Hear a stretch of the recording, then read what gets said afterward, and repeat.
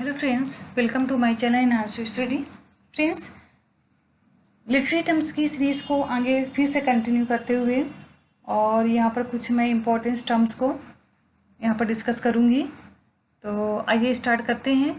और इसको स्टार्ट करने से पहले अगर आप इस चैनल पर नए हैं तो आप इस चैनल को लाइक करिए, सब्सक्राइब करिए और बेल आइकन को प्रेस कर लीजिए। और फ्रेंड्स, इस वीडियो को लास्ट तक देखिए क्योंकि आज के इस वीडियो में मैं कुछ इम्पोर्टेंट टर्म जो कि एग्ज़ाम के पॉइंट ऑफ व्यू से बहुत ही ज़रूरी हैं, तो उनको ज़रूर राइट डाउन कर लीजिएगा। तो सबसे पहला जो टर्म्स है fabliau. The fabliau was a short comic और satirical tale in verse dealing realistically with the middle class और लोअर क्लास कैरेक्टर। तो ये एक शॉर्ट कॉमिक टर्म्स है और सटारिकल टेल यानी किसी भी पोट्री में जो एक टेल सुनाई जाती है उस पर जो भी कैरेक्टर होता है उस पर एक सटारिकल कमेंट किया जाता है। और ये सिचुएशन रियलिस्टिकली यानी जो भी कैरेक्टर होता है उसकी रियलिस्टिक सिचुएशन को ऑडियंस से दिखाने की कोशिश की जाती है। और जो उसमें जो कैरेक्टर होता है वो मिडिल क्लास और लोअर क्लास से एसोसिएटेड होता है। तो जो ये टर्म था fabliau flourished in the France in the 12th and 13th century में ये फ्लोरिस्ड हुआ था and became popular in England during the 14th century. लेकिन जो इसको पॉपुलरिटी इंग्लैंड में 14th सेंचुरी के टाइम पीरियड में मिली थी। तो जो ये फैब्लू वर्क है इसमें जो भी कैरेक्टर पोर्ट्रे किए जाते हैं उन पर थोड़ा सा कमेंट और कॉमिकली उस पर सटराइज करना ये जो स्पीकर का मेन पर्पस होता है। Chaucer who wrote of the greatest series short story in the world. जो चौसर थे मिडिल एज के बहुत ही पॉपुलर राइटर माने जाते हैं और इन्होंने कुछ शॉर्ट स्टोरी और कुछ वर्क्स लिखे हुए हैं और उसमें इस टर्म को उन्होंने ब्यूटीफुली यूज़ भी किया है, रिप्रेजेंट किया है। और उसी वर्क्स में एक इनका जो सबसे मास्टरपीस वर्क माना जाता है कैंटरबरी टेल्स। उसमें दो स्टोरी है पार्टनर्स और मिलर्स की टेल। ये दोनों जो कैरेक्टर्स हैं उन्होंने अपनी स्टोरी में इस टर्म को बहुत ही अच्छे से रिप्रेजेंट किया है। अब देखते हैं next term farce. Farce is a type of, ये एक प्रकार की कॉमेडी है, कॉमेडी का ही टाइप है। जैसे कॉमेडी का मेन पर्पज होता है ऑडियंस को एंटरटेनमेंट करना अपने वर्ड से, अपने लैंग्वेज से। और जो भी इसमें कैरेक्टर जो भी इसमें सीन वगैरह दिखाई जाती हैं उसका जो मेन एम होता है, पर्पस होता है ऑडियंस को एंटरटेनमेंट करना होता है। तो ये फार्स भी एक उसी प्रकार की एक कॉमेडी है, टाइप है, कॉमेडी का ही टाइप है। डिज़ाइन जो कि डिज़ाइन किया to provoke the audience to simple, यानी ऑडियंस को इस तरीके से एंटरटेन करना है हार्टली लाफ्टर, बेली लाफ से, कि इन्हें वो जो ऑडियंस है उस कैरेक्टर को देखकर, उसकी स्टोरी को सुनकर एक खुशी की फीलिंग उसके मन में जो ओरिजिनेट होती है।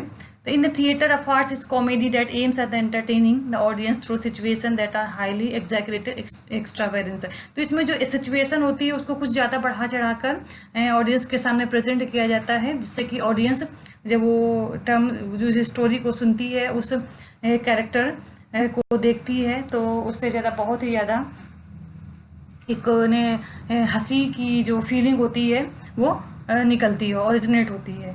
तो ये फारसी जो कॉमेडी ये का ही एक टाइप माना जाता है। नेक्स्ट यहाँ पर कुछ एग्जांपल दिए गए हैं जो फोर्स के और राइटरों ने अपने वर्क्स में यूज किए हैं। तो उसमें जो सबसे पहले जो राइटर वेकफील्ड, उन्होंने no and the shepherds, second shepherds, ये जो उनका प्ले है, तो उसमें इस टर्म को उन्होंने यूज़ किया हुआ है। और विलियम शेक्सपियर जो एलिजाबेथन प्लेस के जो पॉपुलर राइटर माने जाते हैं, उनका जो वर्क्स टेमिंग ऑफ द श्रू, मेरी वॉइस ऑफ विंडसर और comedy of errors, in works में उन्होंने इस टर्म को रिप्रेजेंट किया हुआ है।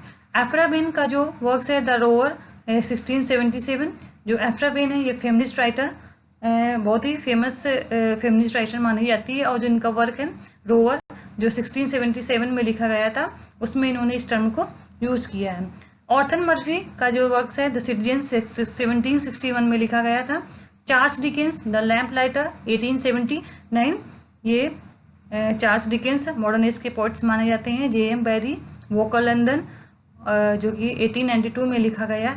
और जो सबसे लास्ट वर्क्स है ऑस्कर वाइल्ड का the importance of being earnest. इसमें जो कैरेक्टर है अर्नेस्ट का, ऑस्कर वाइल्ड ने उसे इस तरीके से प्रेजेंट किया है कि जब वो कैरेक्टर स्टेज पे आता है तो जो ऑडियंस है उस कैरेक्टर को देखकर, उसकी लैंग्वेज को, उसके कैरेक्टर जो पोर्ट्रे करता है, जो वो एक्शन करता है, उससे इतनी ज़्यादा एंटरटेन होती है ऑडियंस, और इसलिए ये उसका बहुत ही ब्यूटीफुली एग्जाम्पल माना जाता है फार्स का।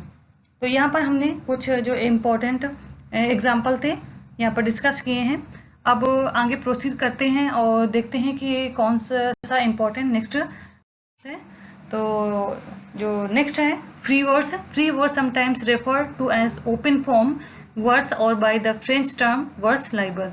तो जो ये टर्म है ये रेफर करता है ओपन फॉर्म को, रेफर करता है, और ये जो फ्रेंच टर्म है वर्ड्स लाइबर से लिया गया है। Like traditional words, it is printed in a short lines instead of a continuous lines of prose, but differs from such words by the fact that its rhythmic pattern is not organized into regular metrical form. जैसा कि ये free words